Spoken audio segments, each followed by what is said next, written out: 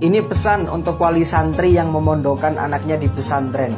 Dan barangkali ini menjadi jawaban atas keresahan Bapak Ibu sekalian. Kenapa ya anak saya dipondokkan hafalannya kurang, pemahamannya kurang, bahkan tidak betah di pesantren.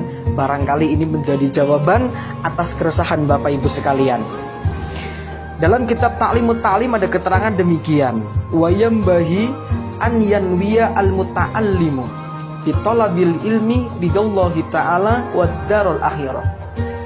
Hendaknya seorang wali santri, seorang wali murid Bapak Ibu sekalian, dan santri itu sendiri ketika mondok, maka diniatkan untuk menggapai ridha Allah. 1. 2. Wa darul akhirah, untuk mencari bekal di kehidupan akhirat.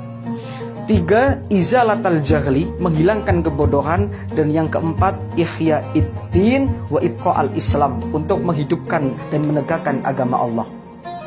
Dan di sini kemudian persoalannya, banyak sekarang wali santri yang memondokkan anaknya itu untuk pangkat dan jabatan pekerjaan.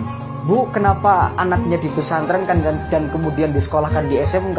Kadang jawabannya, ben jadi kerjaannya gampang mas. Nah itu, di sekolah SMK ben kerjanya di sini, dikuliahkan kedokteran ben gampang masuk ke dokteran. Itu kalau kita lihat secara adab, maka itu sudah cidra dan kurang ideal. Jadi orang-orang yang memondokkan, memesantrenkan anaknya ben apa? Ben jadi ustadz, itu saja sudah salah. Apalagi orang tua yang memesantrenkan anaknya untuk pangkat dan jabatan, itu ditampar keras oleh Syekh Az-Zarnuji dalam kitab Ta'limul Muta'alim. Nah itu, maka bagaimana niat yang benar? 1. Ridha Ta'ala, mencapai, menggapai ridha Allah. 2. Untuk darul akhirah, untuk mencari bekal kehidupan akhirat. 3. Izalatal jahli, menghilangkan kebodohan. Dan yang keempat, ihya'ad-din wa ibqa'al Islam, untuk menegakkan dan menghidupkan agama Allah. Maka jangan pernah kemudian seorang wali santri, wali murid memondokkan anaknya untuk jadi ustadz anaknya. Itu saja sudah salah, apalagi dipondokkan, dipesantrenkan dan disekolahkan di SMK untuk pangkat dan jabatan, untuk gampang kerjaan mas. Itu secara adab juga sudah salah lah itu. Dan sekali lagi, barangkali itu yang menjadi putra putri bapak di pesantren itu hafalannya susah masuk, pemahamannya susah paham. Nah itu barangkali juga ketika tidak betah, itu karena salahnya niatnya orang tua.